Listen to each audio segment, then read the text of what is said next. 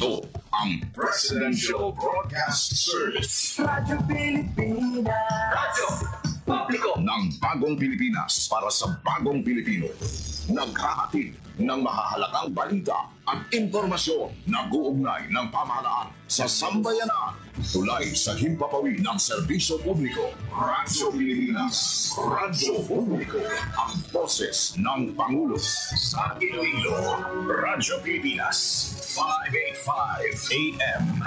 Ang oras sa Radyo Pilipinas alas 8:04 sa aga. Nagapanguna nga balita sa syudad, sa mga banwa, sa probinsya sa Iloilo, kag kaingon ng mga probinsya. Mga pananawon sa likod sa mga balita. Inyong mabatian sa Radyo Pilipinas Iloilo News. Mga balita na magasukata sa inyong nga aga. Yung bantayan, yung sunod, yung tipo sa Radyo Pilipinas Iloilo News Team. Gikan sa hulot balitaan. Diretso sa inyong palamatinaan. Yari nga! Radyo Pilipinas Iloilo News.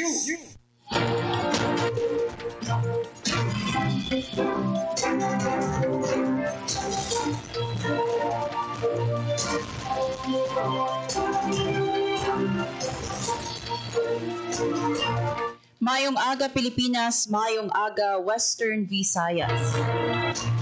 Adlaw sang Sabado, November 8, 2025. Ako ang inyo tagbalita, Hope Torichante, kagining Radyo Pilipinas Iloilo News. Kagkaroon sa mga headlines. Bahin sang Western Visayas kag Negros Occidental ginpasaka sa wind signal number 1. Biyahe sang pila ka mga sakayang dagat sa probinsya sang Iloilo gin-suspend sang Philippine Coast Guard bangod sang Bagyo Uwan. Preemptive evacuation ginmando sang RDRRMC 6 bilang pagpanghanda sa Super Typhoon Uwan. Death toll sa Negros Occidental bangod sang Bagyong Tino nagdangat na sa 47, missing yara pa sa 50. Bulig para sa supply sang ilimnon nga tubig sa Negros Occidental ginpangabay sang PDRRMO. Coast Guard, Army, kag Bureau of Fire Protection gintingob ang puwersa sa search operation sa La Carlota. Iloilo PPO yara sa top 3 finalists sa Rafael Salas Kaunlarang Pantaon National Award. National Most Wanted Person nga opisyal sang NPA nadakpan sa Iloilo City. Kag apat ka Ilonggo athletes na break ang national record sa Batang Pinoy. Ang oras sa Radyo Pilipinas alas 8:07 na sa aga. Pilipinas. Radyo Publiko. Radyo Pilipinas. Kag sa detalye sang mga balita. Radyo Pilipinas. Radyo Pilipinas News. Nakasaka subong sa Tropical Cyclone Wind Signal number 1 ang pila ka bahin sa Western Visayas kag Negros Occidental bangod sang Bagyong Uwan. Inisandig sa report sang DOST Pag-asa. Suno sa ahensya sa Tropical Cyclone Wind Signal number 1, posible ang mabaskog nga hangin. Ang hangin yara naman sa 39 to 61 kilometers per hour kag may minimal tubtob minor nga threat sa kabuhi isang kag kabalayan. Apektado sa Western Visayas ang northern kag central nga bahin sang Iloilo, Antique, Capiz, Aklan kag northern kag central nga bahin sang Negros Occidental.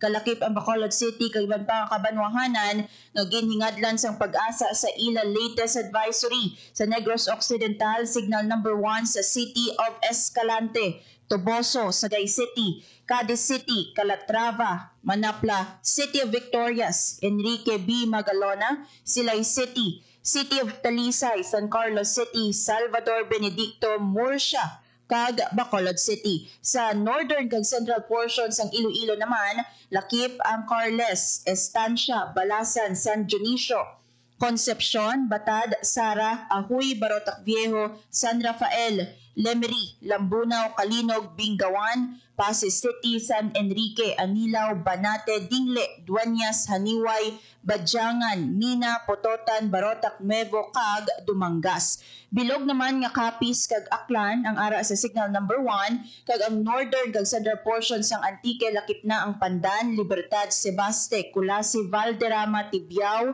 Barbasa, Lawaan, Bugasong, kag Kaluya Islands. Gin panugyan sang pag-asa nga mag-monitor sa mga opisyal nga bulletins kag advisories ilabi na sa mga coastal areas kag likawan anay ang paglayag sa mga magagmay nga sakayan samtang naga-expect sang paghangin kag sunod-sunod nga pag-ulan dala sang bagyong Uwan.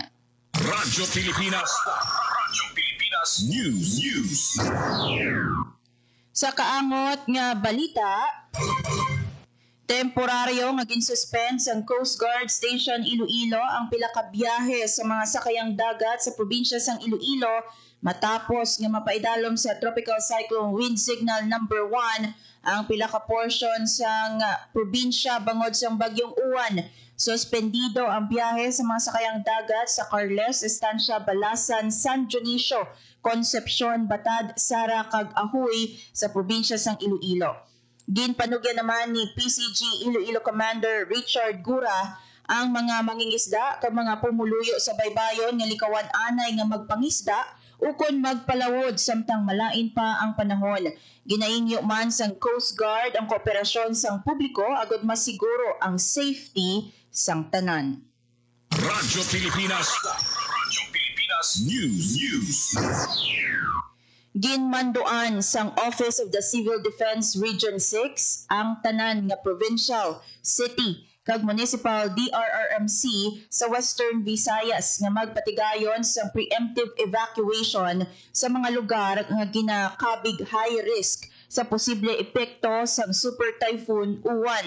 Suno sa abiso sang pag-asa, magadala ang bagyo sang mabaskog nga hangin kag malapad nga pag-ulan nga posible mag-abot sa heavy tubtub torrential rains sa madamo nga bahin sang pungsod. May kaangtanan sini ginmanduan ni OCD6 Director Raul Fernandez ang tanan nga LDRRMC sa Region 6 nga maghiwat sang preemptive evacuation sa mga barangay kag coastal areas nga yara sa high-risk zones. Kinahanglan man nga i-activate ang mga emergency operation centers kag magpakig-angot sa Regional DRRMC Operations Center. Ginpahanumduman man sila nga ihanda ang mga evacuation centers kag siguraduhon nga mayara sang bastante nga supply sang pagkaon, tubig, bulong kag iban pa nga mga kinanglanon. Suno kay Director Fernandez katuyuan sang direktiba nga malikawan ng casualties kag pagkaguba sa mga propiedad kag infrastruktura bangod sang bagyo. Nagapanawagan man ng OCD6 sa mga publiko nga mag-aligmat kag mag-monitor sa mga opisyal nga abiso sang gobyerno. Radyo Pilipinas. Radyo Pilipinas News. Samtang Governor Defensor ginpangabay ang proactive action, preemptive evacuation samtang gapalapit ang bagyo Uwan. Radyo Pilipinas. Radyo Pilipinas. Report.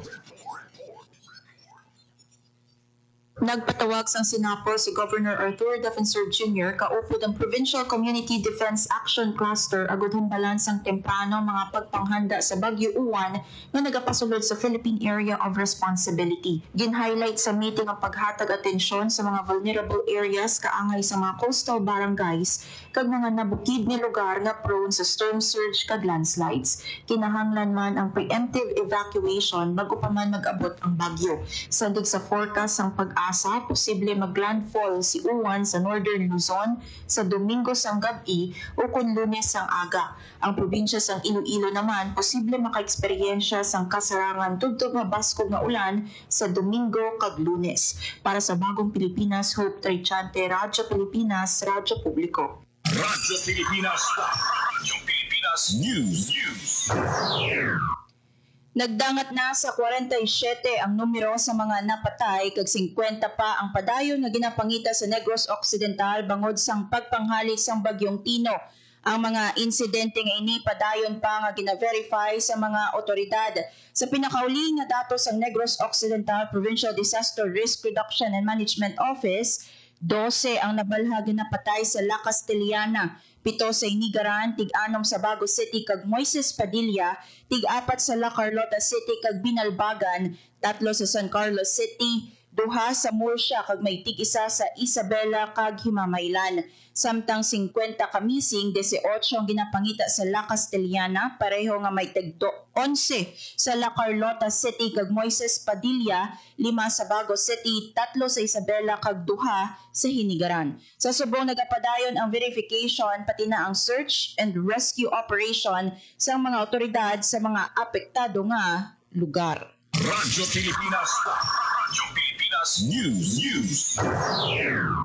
Nagapangabay sang bulig ang Negros Occidental Provincial Disaster Risk Reduction and Management Office sa publiko nga buliga ng mga apektado nga mga komunidad sa supply sang ila-ilimnon nga tubig bangod sa tuman nga pagbaha sa pila ka lugar sa Negros Occidental, tuman nga naapektuhan ang mga ginakuhaan sang tubig sa madamo nga komunidad. Suno kay Bril Larry Sanior, Deputy Manager sa Negros Occidental, bukas gid ang provincial government sa tanan nga luyag magpalabot sang bulig sa mga apektado sang bagyong Tino sa Bago City kag ang City Disaster Risk Reduction and Management Office kaupod ang mga partners ini nga ahensya ang padayon sa paghiwat sang ration kag pag-refill sang matinlo nga tubig para sa mga bagonhon. Radyo Pilipinas News. Governor Javier nagpasalamat sa 40 milyones pesos nga bulig halin sa presidente. Radyo Pilipinas Report. Nagpalabot sang pasalamat si Governor Paulo Javier kay Presidente Ferdinand Marcos Jr. sa bulig nga ipadala sa probinsya sa Antique na naapektuhan bangod sang bagyong Tino. Naibaluan niya lakip ang mga probinsya sa Western Visayas kag ang Negros Occidental sa makabaton sang 215 million pesos nga bulig bangod sa halit nga gimbilin ni bagyong Tino sa Damlaglang. Tig 50 million pesos sa Capiz, Iloilo kag Negros Occidental kag tig 40 milyones pesos naman sa Antique kag Aklan kag 20 million pesos sa Guimaras. Ginanunsyo ni Malacañang Palace Press Officer Claire Castro sa November 6 na ang Office of the President nag-release ang kabilugan niya 760 million para sa mga naapektuhan sang bagyong Tino. Para sa Bagong Pilipinas, Hope Torrichante, Radyo Pilipinas, Radyo Publiko. Radyo Pilipinas News. Mga evacuees sa Antique bangod sang bagyong Tino nakabalik na sa ila mga puluyan. Radyo Pilipinas Report. Nakabalik na sa ilatag sa mga puluyan ang mga evacuees sa probinsya sang Antique nga gin-evacuate bangod sang bagyong Tino. Ini ang gin-report ni Governor Paulo Javier sa interview sa Radyo Pilipinas. Sunod sa gobernador nakapauli na ang tanan ni evacuees sa November 6. Ini sa tapos nga magpangabay si Javier nga magpabilin anay sa evacuation centers tubtog November 5 bangod sang posible ulan nga ibilin pa sang bagyong Tino samtang nagapagwa sa Philippine Area of Responsibility. Ginsiling sang amay sang probinsya naglabot sa 55,000 ka pamilya ang naapektuhan sang bagyong Tino sa Antique.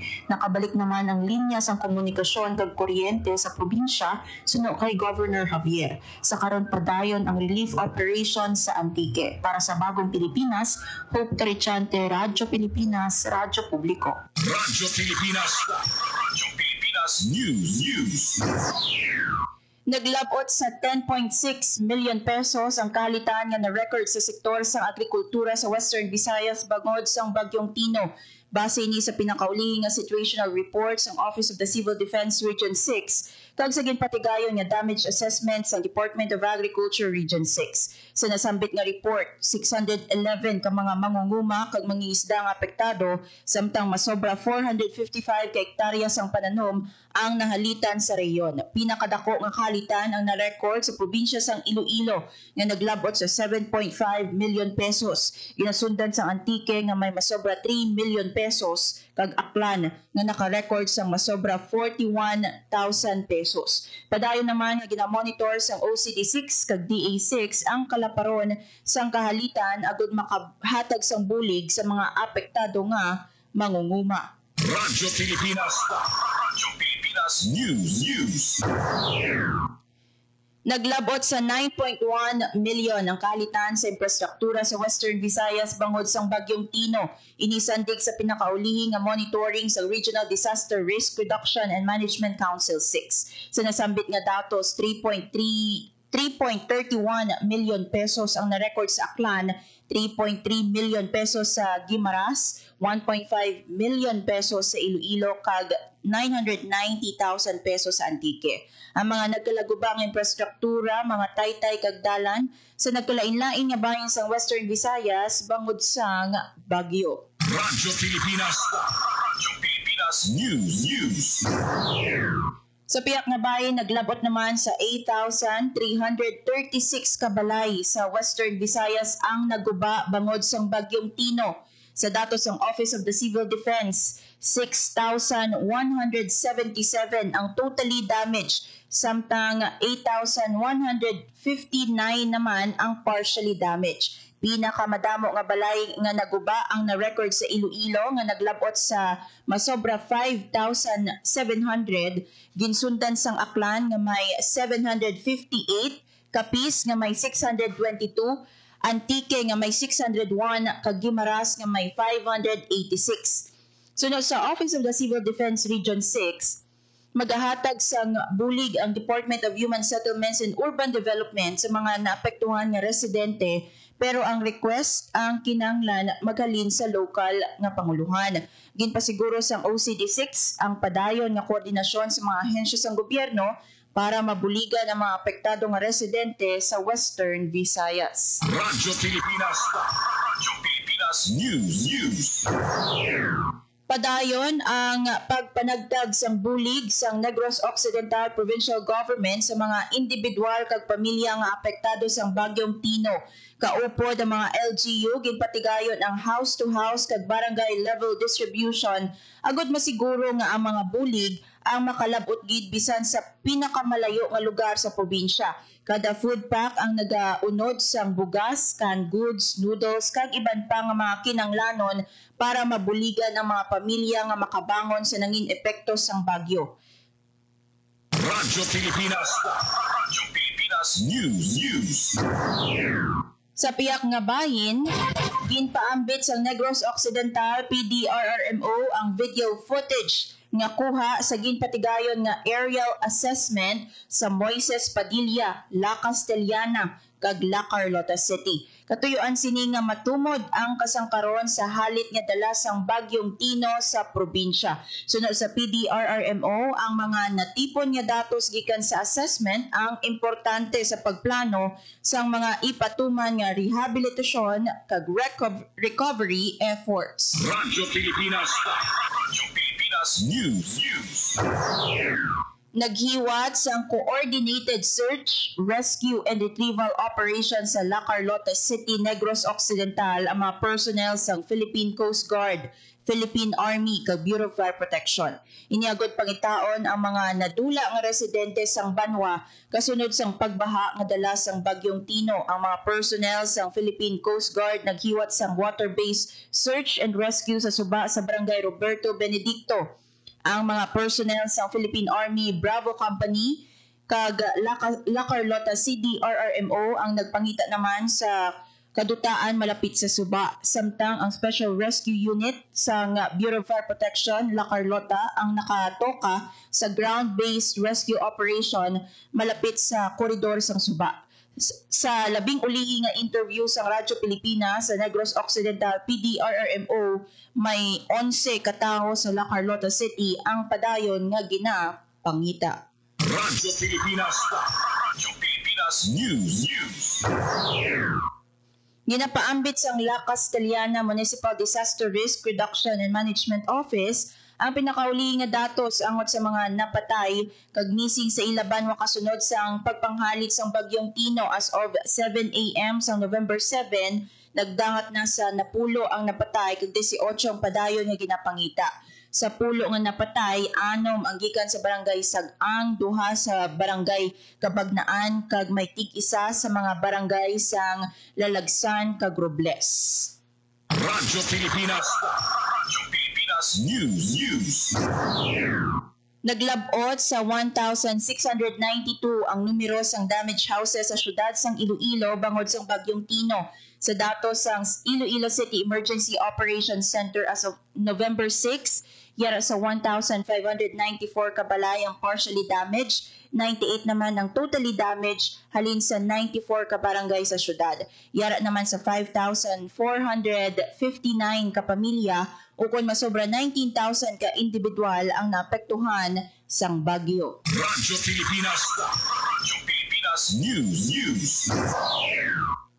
Kaluya naghiwat sang incident demobilization kag post-response consolidation briefing. Radyo Pilipinas. Radyo Pilipinas. Report. Naghiwat sang sinapol ang Kaluya Disaster Risk Reduction and Management Council agud ang bala ng mga post-response actions. Lakip sa mga gin-usisa ang rapid damage assessment and needs analysis, mga natun-an kag mga rekomendasyon kag recovery priorities agud mapabaskog ang pagpanghanda sang banwa sa mga kalamidad sa ulihi. Gin-review man sa sinapol ang assignment sang tagsa ka grupo kag ang safe nga pagbalik sa mga gin-deploy nga personnel. Naibaluan nga sa paglabay sang bagyong Tino sa Kaluya, may mga natumba nga puno bangod sang mabaskog nga hangin kag may ginhiwat man nga preemptive evacuation sa mga high-risk areas. Para sa Bagong Pilipinas, Hope Trichante, Radyo Pilipinas, Radyo Publiko. Radyo Pilipinas. Radyo Pilipinas News. Nag-abot na sa Western Visayas ang 2,000 hygiene kits saling sa Office of the Civil Defense Central Office bilang kabahin sang response operation sa Bagyo Tino kag preparasyon para sa posible epekto sang Bagyong Uwan. Ang mga kits may unod nga sanitary pad, toothpaste, shampoo kag mga conditioner, habon panglaba kag toothbrush. Naka-preposition ang mga kits sa Camp Macario Peralta sa Hamidnan, Capiz kag natalana nga ipanagtag sa mga komunidad nga apektado sa Bagyong Tino. Ang nabili nga kits magaserbe nga standby supply para sa pamilya nga posible maapektuhan sang Bagyo Uwan. Radyo Pilipinas. Radyo Pilipinas News. Isa ka Holy Mass ang ginhiwat sa talatapan ni Iloilo City Mayor Raisa Treñas sang Biyernes. Ang aktibidad ang pagpasalamat sa Ginoo sa paghatag proteksyon sa syudad kasunod sang paglabay sang Bagyong Tino. Lakip sa mga nagtambong ang pila ka mga empleyado, department heads kag pila ka miyembro sang Iloilo City Council. Radyo Pilipinas. Radyo Pilipinas News.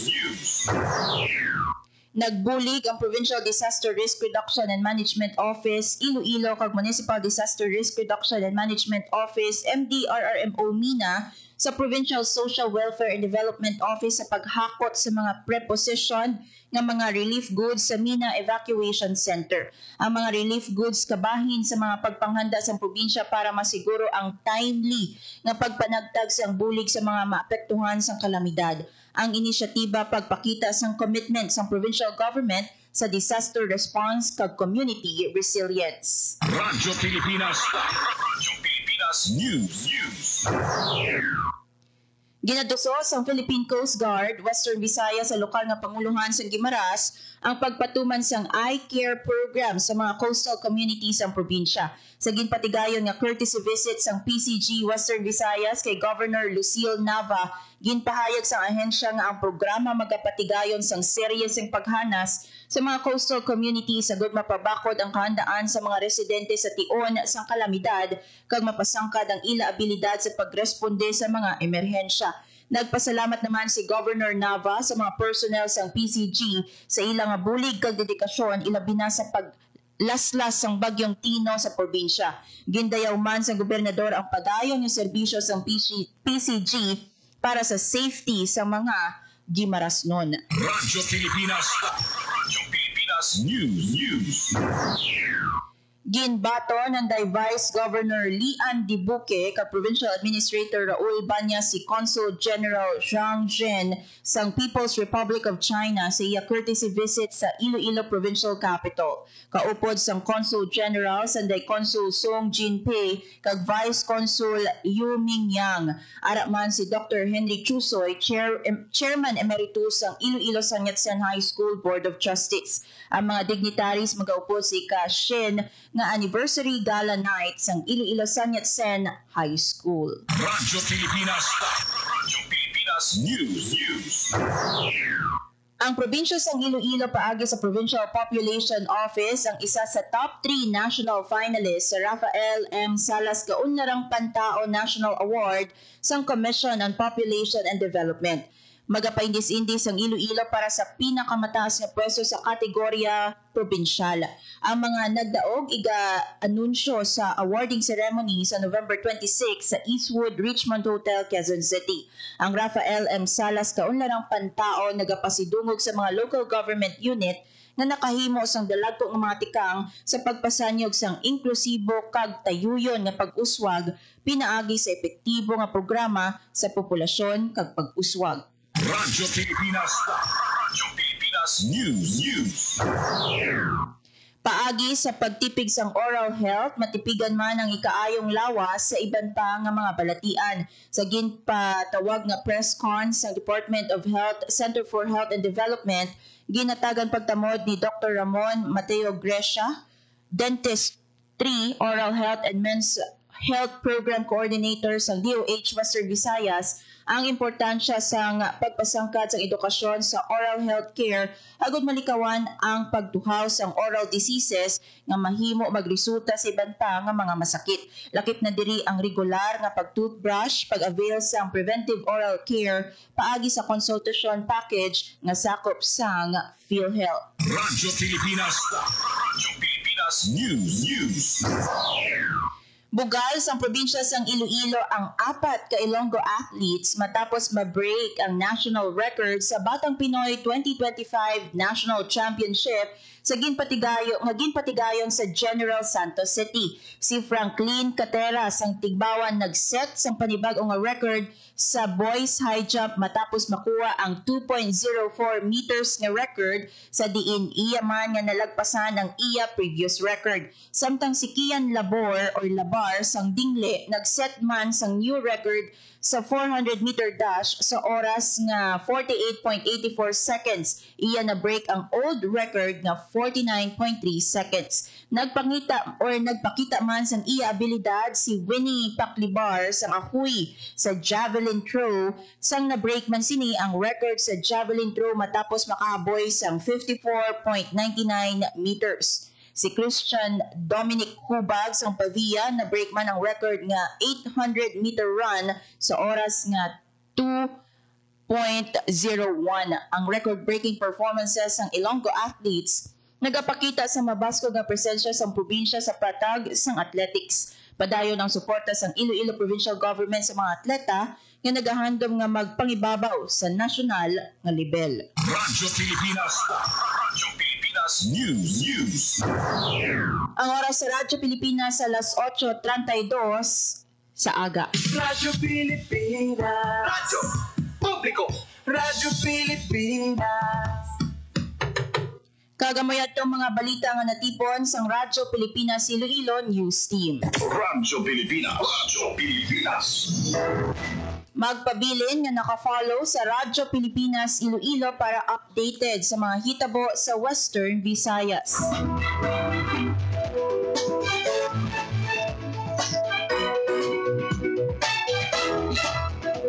Kaupod si Joan Sotahero kag John Magallanes sa engineering team.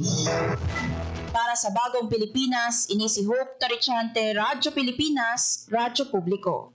Ang inyong tulay sa himpapawid ng serbisyo publiko, ang Presidential Broadcast Service, Radyo Pilipinas, Radyo Publiko. Radyo Pilipinas. Radyo Publiko. Kinilala ng pang-international at prestigyosong Asia-Pacific Broadcasting Plus Awards 2025 para sa kategorya ng government streaming. Ito ay dahil sa epektibo nitong pagsasanib ng mga tradisyonal na media tulad ng telebisyon, radyo at print para masabayan ang mabilis na pagtinog ng mundo ng digital at social media tungo sa mas epektibong paghahatid ng mahahalaga at napapanahong mga impormasyon sa mamamayang Pilipino.